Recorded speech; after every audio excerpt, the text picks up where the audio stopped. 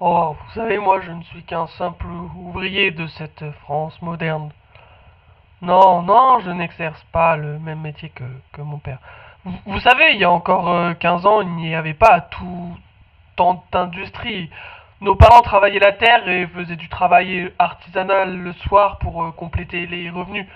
Par exemple, ma mère et ma sœur produisaient de la dentelle puisqu'on vient du nord de la France. On n'y gagnait pas beaucoup, c'était vendu à la pièce. Mais aujourd'hui, les employeurs ont investi dans des machines à filer qui confectionnent avec de la vapeur, je crois. Et vous comprenez, ça coûte moins cher, on produit plus vite et c'est mieux comme ça. Du coup, on perd un peu notre travail et on est obligé de quitter nos campagnes pour venir s'installer en ville. Depuis l'installation des frères Schneider dans le Creusot, l'industrie est prospère. Tous les industriels s'inspirent de leur fonctionnement, vous savez. Ils ont réussi à faire 6 locomotives en une année, en 1838, je crois, si mes souvenirs sont bons. Vous savez, je perds un petit peu la tête. Ils font attention à leurs ouvriers, vous savez.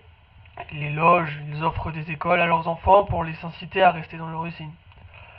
De nos jours, les hommes, les femmes, les enfants, tout le monde est employé dans les industries, hein. On y travaille du lever du soleil jusqu'à la tombée de la nuit.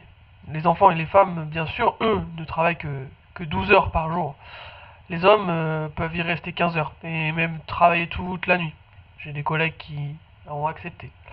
Puis si on a du retard, on perd notre salaire de la journée. Les femmes, elles sont battues, voire violées. Bien sûr, les blessures sont nombreuses avec ces nouvelles machines. Elles vont vite et nos corps sont pas habitués, donc on est un petit peu maltraité. On est épuisé puisqu'on doit aller vite et on n'a pas l'habitude. Les maladies sont présentes, ça fait beaucoup de morts. On est payé à la tâche, donc on s'épuise au travail. Ou alors sinon c'est à la journée. Mais c'est maximum 2 francs par jour, puisqu'on est des hommes. On est content, au moins on gagne beaucoup. Les femmes, elles, c'est 1 franc et encore. Les enfants, c'est souvent 50 cents par jour. Oh, vous savez, toutes ces conditions nous ont poussés à manifester malgré l'autorité des patrons. Malgré les sanctions qu'on a pu encourir. On avait peur, vous savez. On avait très peur de perdre notre travail.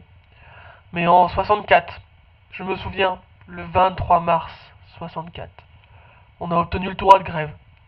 Eh oui, notre cher Louis-Napoléon Bonaparte, cet homme est un homme bon.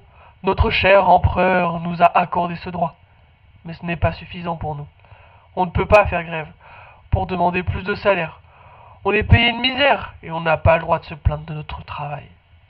On veut que notre temps de travail soit réduit, vous savez, pour passer plus de temps avec notre famille et dans les loisirs.